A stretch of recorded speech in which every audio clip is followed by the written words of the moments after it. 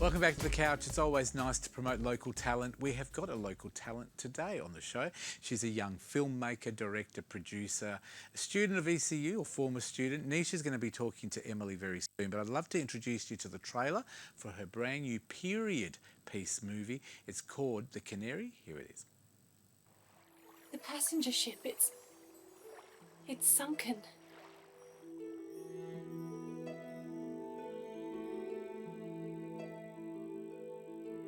Everybody else is gone. Don't you understand? We're all alone out here. It's just a savage island. No one could survive this place. Is anybody coming? Is there even anybody who would want me found after what I've done?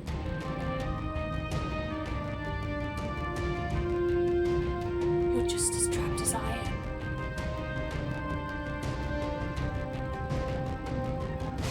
If nobody comes for us, then I am going to die and you will rot in that cage. To get off this island, we try or we die. But whatever happens, we do it together.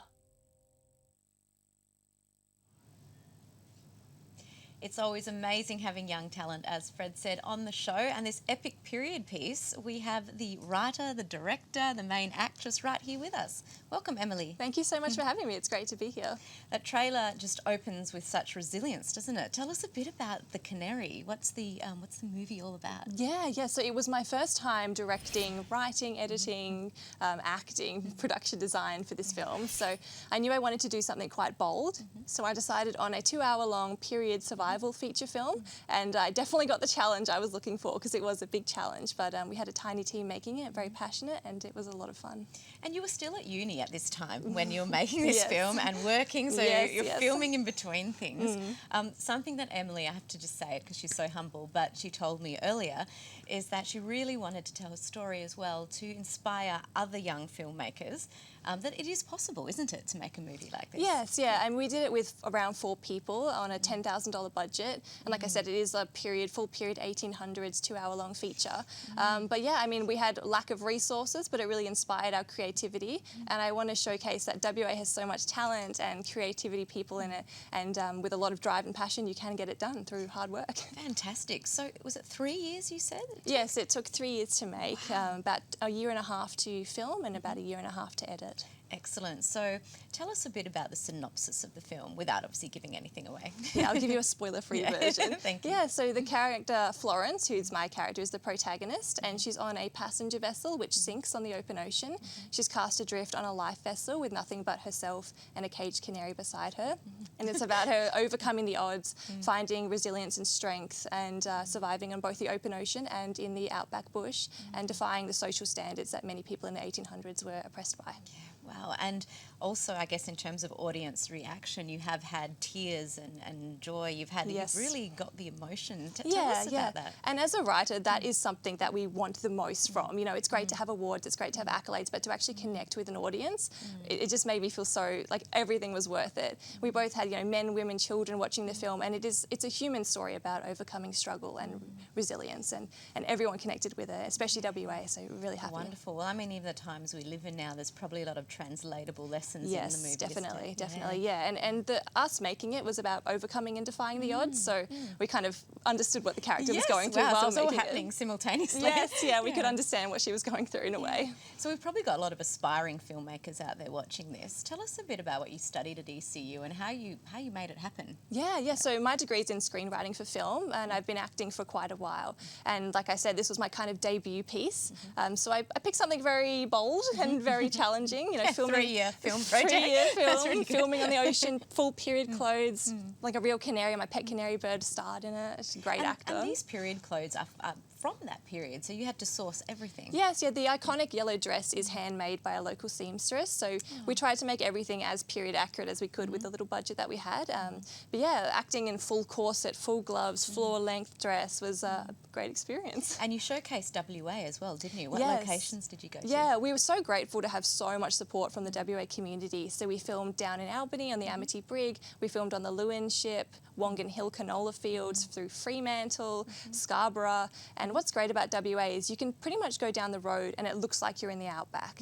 So we got to film in lots of different locations and it looks like I'm in the middle of nowhere when really there's, you know, houses right next door. Wow. But people don't know that, so it worked really well. That's fantastic. And I mean, for you as an actress as well, what was the experience like? Yeah, it was really interesting directing and acting myself. Like I said, we had a tiny, tiny team, so I'd sometimes set up a shot, run into the camera, you know, do the scene, then come back and check it, or I'd be, you know, doing continuity as well as acting while in the bush, haven't eaten or drunken for like 8 hours. Oh, so Canary method acting, hey? method acting, canary birds chirping. But I wanted to do something that was a challenge, and I was go hard or go home, and we definitely went big with it. Wow, well, congratulations, because Thank you've you. also received a number of awards. Yes, Tell us yeah. about those. Yeah, it's done. We weren't sure what to expect when it got released.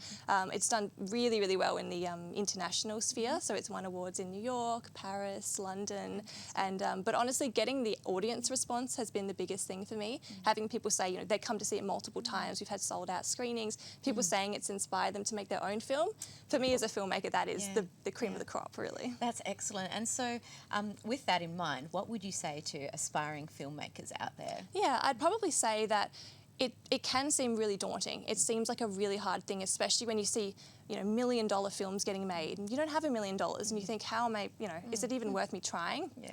But lack of resources breeds creativity. And WA people are used to lack of resources, whether it be our isolation, we don't have access to certain things. So we're really creative people. So I'd say get a group of like-minded people together and just go for it. It might be hard, but you might have something like we did where it just completely took off, and we're very grateful for that. Wonderful. And any lessons learned or any tips perhaps that you'd like to provide? Don't work with animals. They say don't work animals with children. It's true.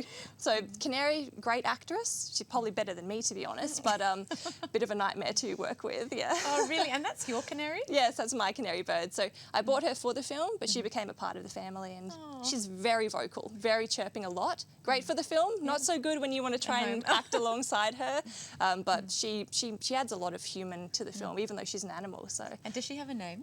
Her name is Stomp. Stomp? Which people always think is weird, but it's because she walks around stomping a lot. And she was a trooper. She's been on the ocean, she's been in the wilderness, she's been in the outback, been on the Lewin, which a lot of people haven't. So she's a well-travelled bird. Oh, fantastic. So where to next for you? Because, you know, gosh, you must have so much energy now. Yes, yeah. I mean, film is my passion in my life, whether it's making film, watching film, talking about film. So I'm on to my next feature film now, which is very exciting. So currently in the writing stages of that one. It's going to be another period film.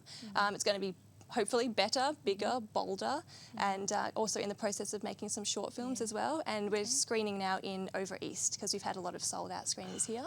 Excellent. So, yeah. Okay, so where can people go if they want to find a ticket or you know, see your film? Yeah, I mean, if anyone would love to support the film or learn about the film, our production company is Salt and Honey Productions. You can find it at www.saltandhoneyproductions.com.au. We've got information about the film, behind the scenes, tickets, anything about, we're going to do some DVDs, and about the next projects as well. So anything you want to learn about us, the film, or the production company can be found there.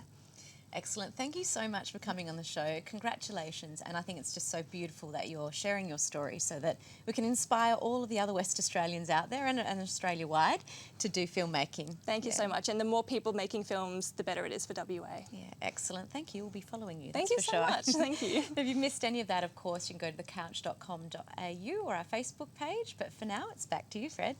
Good on you. Thank you, Nisha. And thank you to Emilie Lowe, of course, upcoming new director, film, television maybe as well. Emilie, quick question for you. What was the best thing about making this movie? I think the fact we got to film in so many cool locations. And I asked you before, had you gone to these places before? And you said no. Never, never. Especially not, we had a 100-year-old lifeboat. Yep. So filming on the open ocean, I almost drifted out to sea Oh a my couple goodness. times, you How know. hard was it to wear the big heavy dress? That was the hardest part. I get seasick as well, so So do I. corset as well.